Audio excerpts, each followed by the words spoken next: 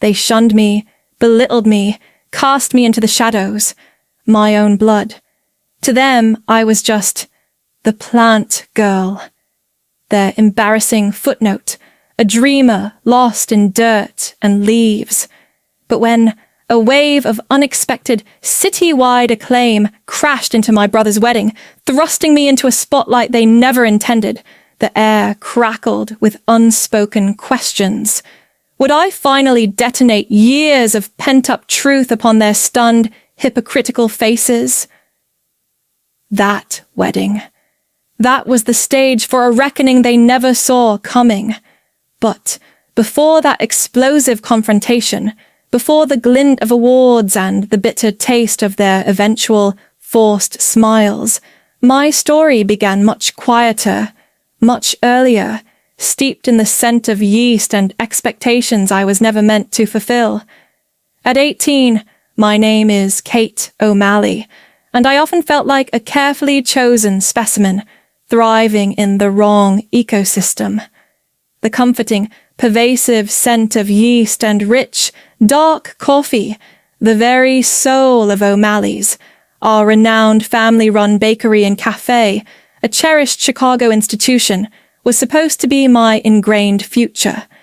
My father, Robert, whose hands were perpetually dusted with a fine layer of flour, and my mother Susan, the pragmatic, bustling force behind the counter, had always envisioned me, alongside my older brother David, their undisputed golden boy, seamlessly continuing the family legacy. But my heart didn't resonate with the rhythm of kneading dough or the familiar jingle of the old cash register. It yearned for the whisper of wind through leaves, the complex beauty of a perennial border, the transformative power of landscape architecture, turning outdoor spaces into living art, a stark, verdant contrast to the warm, flower-dusted haven of O'Malley's best. This fundamental difference was a constant, unspoken tension. My parents, though not unkind, dismissed my passion as a whimsical phase, a charming hobby, certainly not a real career that could offer the solid security their legacy provided. Plants, Kate. What tangible future is there in just plants? My father would often sigh, his disappointment a palpable, heavy blanket in the air. Only Grandma Eleanor, with her sun-weathered hands and her own enchanting garden oasis blooming in a quiet California suburb, truly understood. There, amidst fragrant roses and herbs, I felt wholly seen, my dreams validated by the one person who recognized the budding artist within me, not merely the reluctant baker's daughter. High school graduation loomed, a supposed launching pad, but for me, it felt more like a battle line being drawn. The expectation was clear. I'd take a few business classes, maybe something in hospitality, and then settle comfortably into my preordained role at O'Malley's. But when I finally announced my decision to attend a prestigious West Coast university to study landscape architecture, the cozy aroma of our bakery turned acrid with disapproval. My father, Robert, his usual gentle demeanor crumbling, erupted. "Landscape architecture? Are you out of your mind, Kate? That's not a career, it's a pastime. Not a penny of my money will go towards such foolishness." His words, sharp as shattered glass, cut deep. David, ever the golden child, smirked from across the dinner table, his voice dripping with condescension. "So, the plant girl thinks she's too good for us now. Have fun playing in the dirt, sis." The air thrummed with their collective disappointment. It was Grandma Eleanor, bless her soul, who called from California, her calm voice a soothing balm over the phone as she reasoned with Dad, reminding him that passion, not just obligation, builds a fulfilling life. Her support, though distant, was a lifeline. Despite their vehement opposition and the very real threat of being cut off financially, a new, steely resolve hardened within me. Their disapproval, while painful, wouldn't deter me. I would find a way. This wasn't just a choice. It was the only path where I could truly breathe, and I was determined to walk it, even if it meant doing so entirely on my own. Stepping onto the sprawling West Coast University campus felt like diving into an ocean. Vast, exhilarating, and initially a little overwhelming. The sun seemed brighter here, the air alive with a different kind of energy than the familiar, flower-scented comfort of Chicago.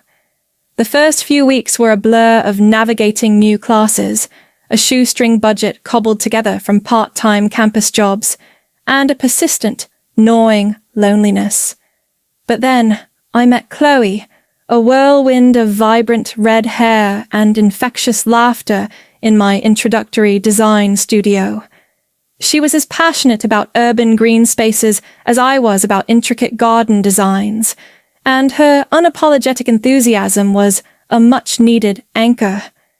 Together, we navigated late-night study sessions fueled by cheap coffee and shared dreams. My dedication didn't go unnoticed. Professor Miller, a man whose critiques were as sharp as his pruning shears, but whose encouragement was just as potent, saw something in my work. "O'Malley," he'd said one afternoon, lingering over my detailed planting plan, "you have a gift. Don't just nurture it. Push it." His words were a balm to the sting of my family's disapproval, which still echoed across the miles. A phone call with Mom during that first semester confirmed the widening chasm. "We just hope you realize what you're throwing away, Kate." Susan's voice was tight with disappointment. "For some, flowers and dirt." The familiar ache tightened in my chest, but instead of crumbling, I channeled it. I threw myself into my studies, my designs becoming more ambitious, my understanding of soil science and sustainable practices deepening. The studio became my world, and I was finally speaking a language my soul understood. Life has a cruel way of underscoring its lessons, and the sharpest one came during my final year of college, delivered through a crackling, tearful phone call from my aunt. Grandma Eleanor, my staunchest supporter, my gentle confidant, had passed away peacefully in her sleep. The news hit me like a physical blow, the vibrant colors of my design drafts blurring into a meaningless gray. She was the one person who had seen the world through a similar lens, who understood the magic I found in the earth. Losing her felt like losing a vital part of my own root system. The funeral back in California was a somber, strained affair. My family, stiff and formal, felt more like distant acquaintances than the people I'd grown up with. The will reading a few days later brought another layer of discomfort. Grandma Eleanor had left me her house, her sun-drenched California haven, and the garden we'd both adored. A collective gasp, quickly stifled, rippled through my family. "To Kate?" I overheard David mutter to Mom, his voice laced with disbelief. "What's she going to do with the whole house? She can barely manage her own tuition." Their thinly veiled resentment was predictable, yet it still stung. But amidst the grief and their disapproval, a quiet determination took root. This wasn't just a house, it was a legacy of love and understanding. I made the decision, packing my few belongings and moving into her sun-filled rooms. The garden, though well-loved, needed tending. I poured my sorrow, my love, and every ounce of my newly honed skills into its soil, transforming it, and in doing so, transforming myself. It became my sanctuary, my living canvas. A few years passed, marked by the steady rhythm of nurturing Grandma Eleanor's garden into a breathtaking showcase, and slowly, painstakingly, building my own small landscape design business from its sun-dappled patio. Then, an ornate, cream-colored envelope arrived, breaking the peaceful routine. It was an invitation to David's wedding, to be held, predictably, at the family bakery in Chicago. My stomach churned with a familiar cocktail of apprehension and a faint, stubborn flicker of familial obligation. I hadn't spoken to them much beyond brief, stilted holiday calls. The thought of stepping back into that environment, the stage for so much of my past hurt, was daunting. Yet a part of me, perhaps foolishly, still hoped. Maybe things had changed. I decided to go, but on my own terms. I chose an outfit that felt true to me, elegant, understated, a far cry from the soil-stained work clothes they likely still pictured me in. Walking into O'Malley's, the scent of warm bread and brewing coffee, once a source of comfort, now felt heavy with unspoken accusations. My family, a picture-perfect unit near the entrance, greeted me with a politeness so brittle it threatened to shatter. "Kate," Mom said, her smile not quite reaching her eyes. "We weren't sure you'd make it." Dad simply nodded, his gaze unreadable. David, ever the charmer, just offered a cursory, "Glad you could come." I was quickly ushered to a small, solitary table in a dim corner, clearly an afterthought. Then came Tyler and Kevin, David's old high school cronies, smirks plastered on their faces. "Well, well, if it isn't the girl who likes digging in the dirt," Tyler sneered. "Decided to grace us with your presence, plant girl." The familiar sting was sharp, but I met their gaze, my voice steadier than I felt. I sipped my water, trying to blend into the floral wallpaper, the taunts of Tyler and Kevin echoing unpleasantly. Just as I was contemplating an early escape, a distinguished older gentleman at the adjacent table, who I vaguely recognized as a prominent local developer, leaned over. "Excuse me, young lady," he said, his voice kind, but I couldn't help overhearing. "If you're the Kate O'Malley, responsible for the stunning revitalization of Chicago's Central City Park, then those young men clearly haven't a clue what they're talking about. That project is magnificent." Tyler and Kevin looked momentarily stunned into silence, their smirks faltering. A small, warm bloom of surprise and gratitude spread through me. The evening wore on, a blur of forced smiles and polite small talk with distant relatives who barely remembered me. Then, after the main course, Mayor Johnson of Chicago, a family friend of the bride's, took the microphone for a toast. He spoke eloquently about love and commitment, and then, to my utter astonishment, his gaze found mine. "And speaking of commitment to beauty and community," he boomed, his voice resonating through the bakery, "I want to acknowledge a truly special talent among us tonight. Kate O'Malley, the brilliant landscape architect behind the award-winning transformation of our very own Central City Park. Her vision has brought new life to our city. Let's give her a resounding round of applause." The room erupted. My fork clattered onto my plate. I could feel every eye in the place turn towards my forgotten corner. Across the room, I saw my parents' faces, Robert's jaw slack, Susan's eyes wide with disbelief. David looked like he'd swallowed a lemon. It was surreal, a sudden blinding spotlight in the dim corner where I'd been so deliberately placed. The applause, a warm wave washing over me, felt utterly foreign, yet incredibly validating. Mayor Johnson beamed, gesturing for me to stand. My legs felt a bit shaky, but as I rose, a surge of something I hadn't felt in years, pure, unadulterated confidence, coursed through me. This was my moment, not one I had sought, but one I wouldn't let pass. "Thank you, Mayor Johnson," I began, my voice surprisingly clear and steady, projecting easily across the now silent room. It's an honor to contribute to the beauty of Chicago, a city I still hold dear. I paused, letting my gaze sweep over the guests, lingering for a moment on my family's stunned faces. It's funny, isn't it? I continued, a wry smile playing on my lips. How life has a way of surprising us. For years, I was the plant girl, the one playing in the dirt. It seems that dirt has cultivated something quite remarkable after all. A few uncomfortable coughs punctuated the silence. I turned my attention more directly to the bridal table. David, and to your lovely bride, I said, my tone polite but with an unmistakable edge. I wish you both happiness, and I must say it's quite something to witness your shared talent for, shall we say, a certain directness in your interactions with others. It's quite a match. The implications hung heavy in the air. David's face flushed a deep crimson.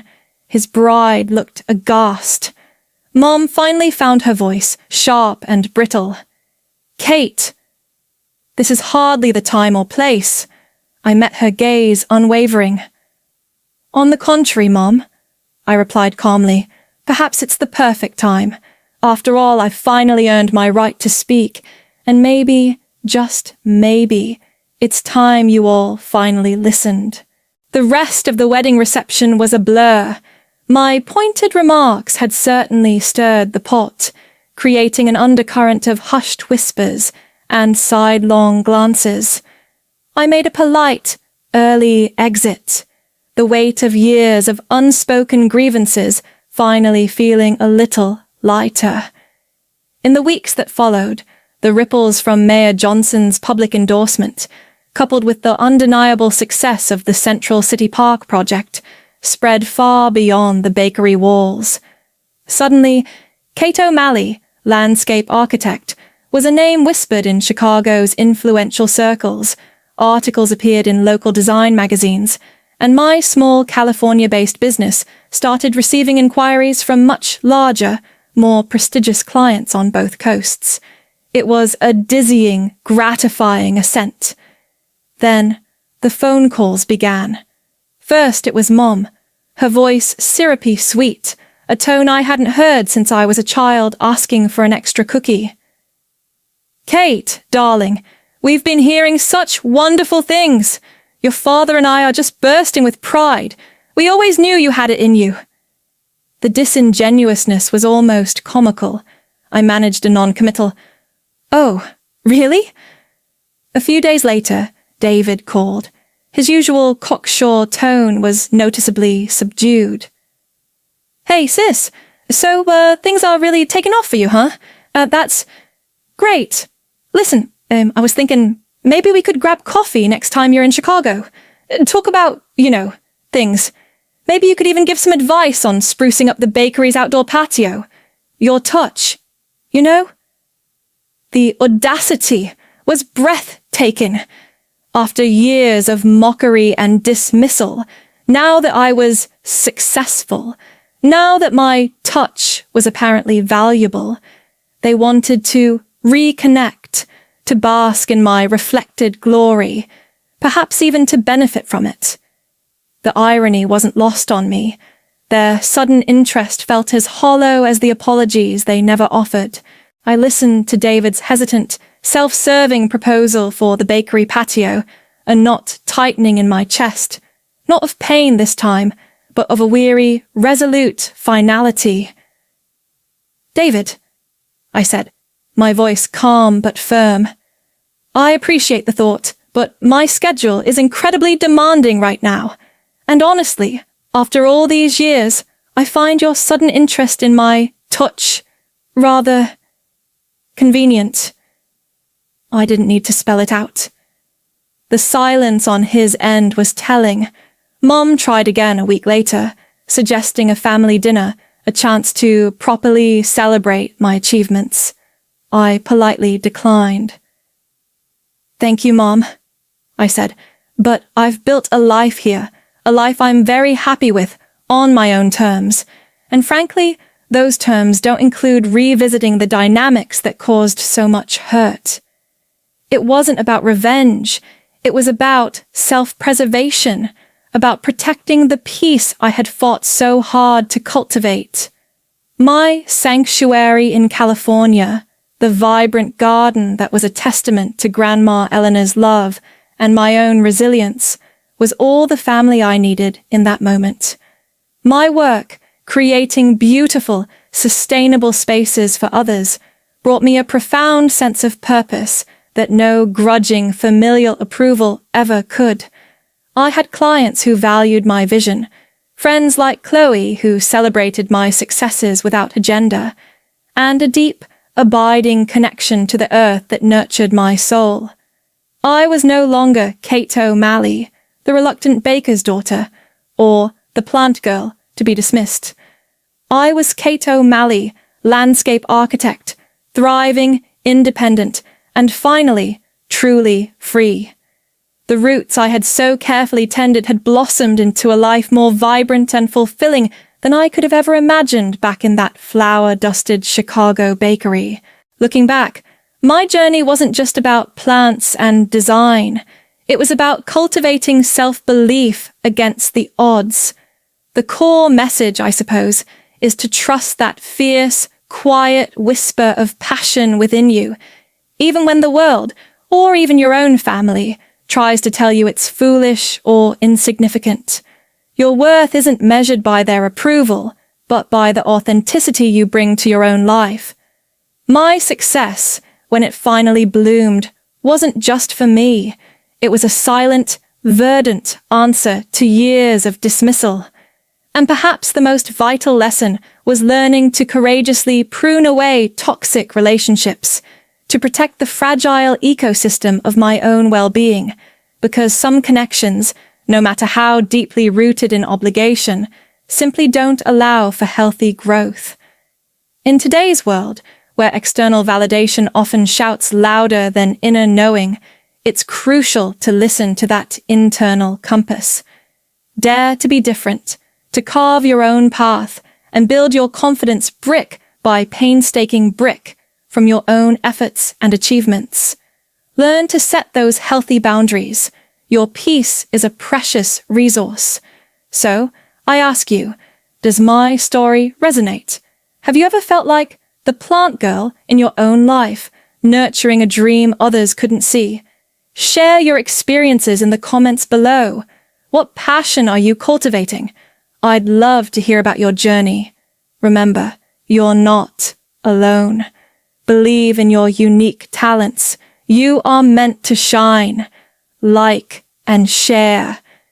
If this inspired you, and follow me for more stories that empower,